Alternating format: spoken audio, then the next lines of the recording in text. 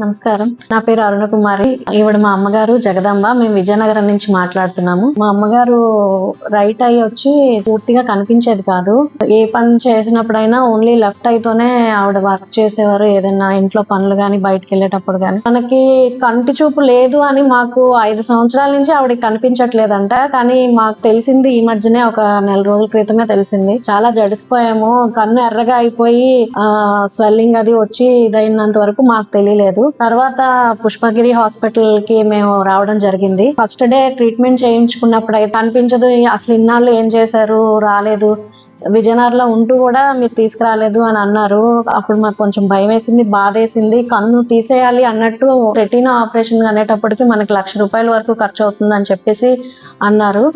కానీ ఇక్కడ మనకి ఫ్రీ ఆపరేషన్ ఉన్నది అని తెలిసిన తర్వాత మేము పుష్పగిరి హాస్పిటల్లో జాయిన్ అవడం జరిగింది. యాక్చువల్గా రాదు అనే మాకు చెప్పారు, ఆపరేషన్ అయితే చేస్తాము కానీ రిజల్ట్ మేము చెప్పలేము అని అనేసి అన్నారు. మేమైతే కంప్లీట్ గా రాదని అనుకున్నాము. ఆపరేషన్ అయిన తర్వాత లెటర్స్ ఐడెంటిఫై చేయడం, ఎన్ని వేళ్ళని చూపిస్తుంటే అవి చెప్పడం, అవంతా చెప్పేటప్పటికి మాకైతే అసలు అంతులేని ఆనందం మాట.